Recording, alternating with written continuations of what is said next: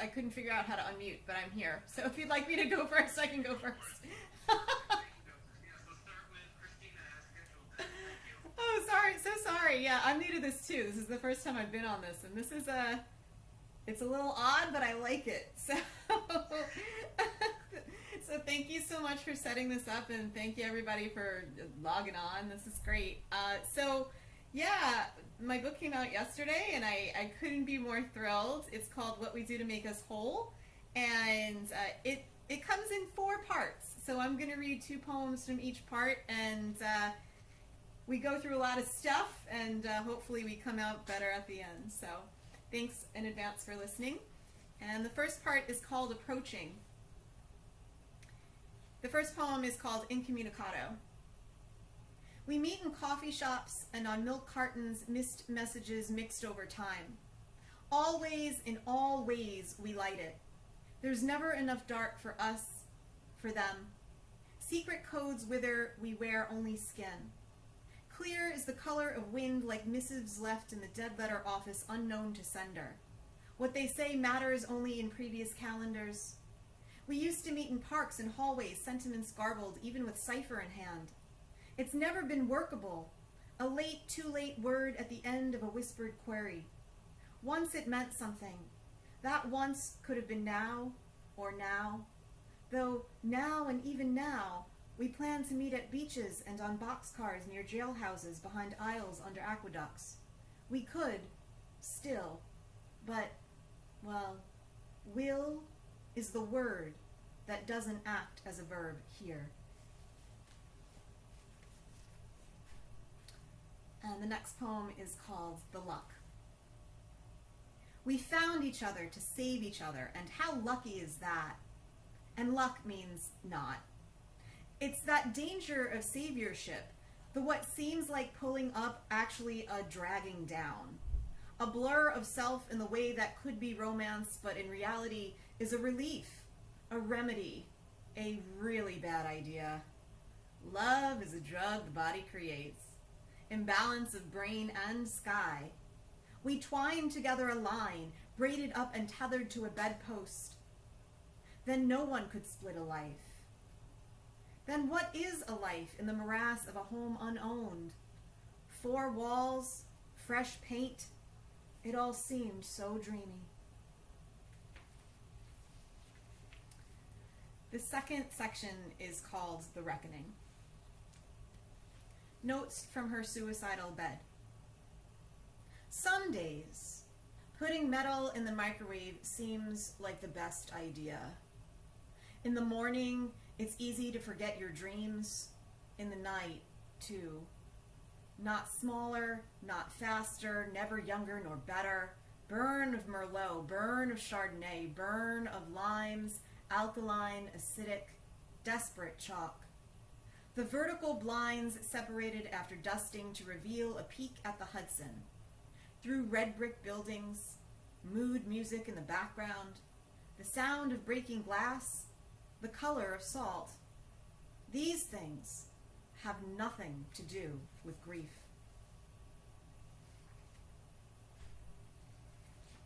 So grief and gratitude is a huge theme in this and most of my work.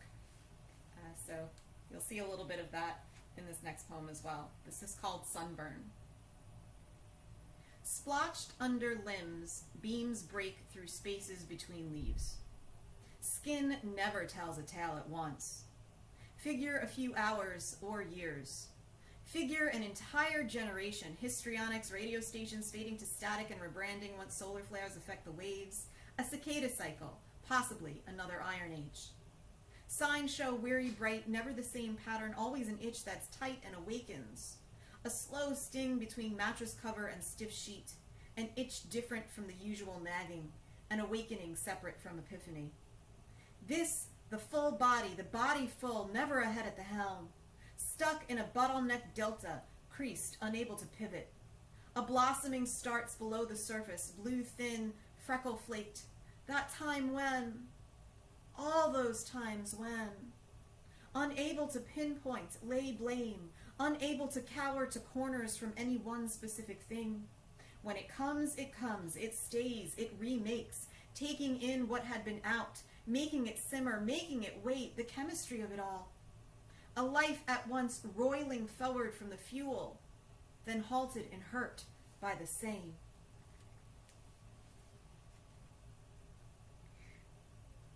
Hopefully these next two will be a little bit later. The next part of the collection is called Always Look Up. That's kind of my mantra for life. This poem is called Some Likely Days. Rains wash love on flesh. Soft feet packaged in every freedom. Mutterings, moonlight, monsoon mantra swallow at the end, the forgetting song. A blind mouth speaks rivulets, fierce life water. Prophetess misspends better than the man. Crevices corrode, nose reacts to tattoo in finality. Misunderstanding requires differences. Talk pockets, whispers. Empty jeans collect carpet lint after thaw.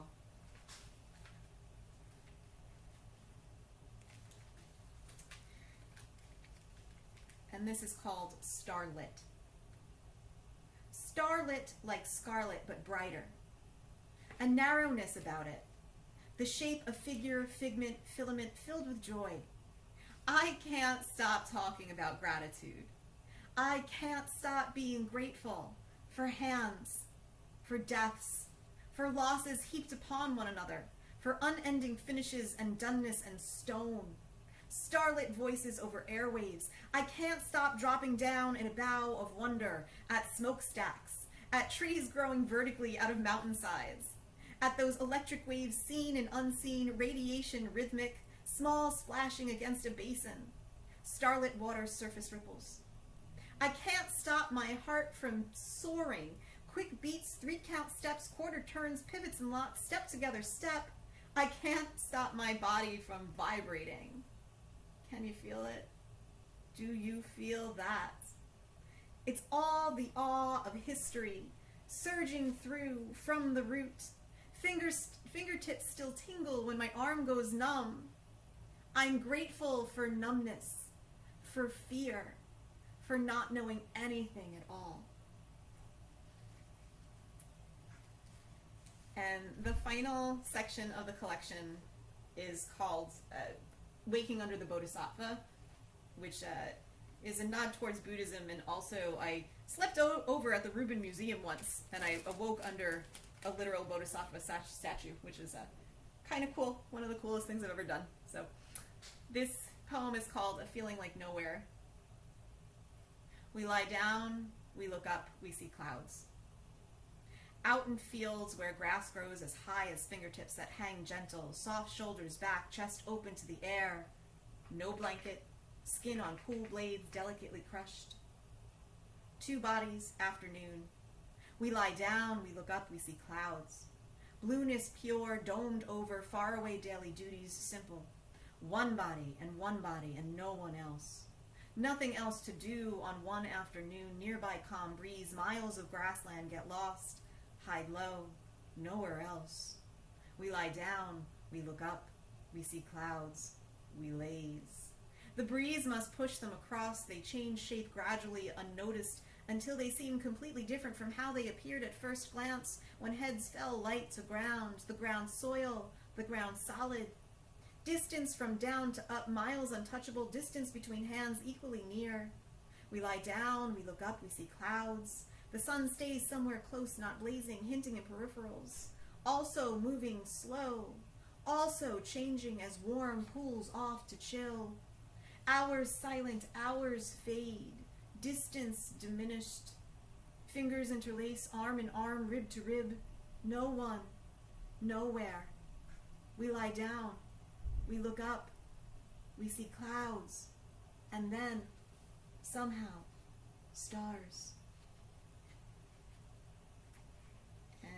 I have one more, and before I read it, I just want to say again, thank you so much. Thank you everybody for listening, and what we do to make us whole has been a work that I have probably is like the most honest thing I've ever written, and I am just so grateful that I get to share it with the world. So again, thank you to this community. It's been such a gift and a joy to find all of you and to find such support. And so thank you, Red, for this reading and for everything that you do for artists and creators everywhere. This is called, well, it doesn't have a title, so the first line is Not Enough Room for Darkness. Not enough room for darkness with all this light coming in. Even in a transitory state, not wake, not sleep, knowing the one man who ever loved me disappeared by the sea, the moment glistens. Weightless bliss inside meets rays from without. This is the answer to what happens when an immovable object meets an unstoppable force. No destruction, no friction, no ruin. It's all pressure, upholding life, creating love, making heaven breathable on earth. Brightness rockets up at the seam, a geyser glowing white mist. Reflect, emanate, radiate, up, out, around, and always through. There is no end point. There's only forward. So go. Thank you so very much for listening.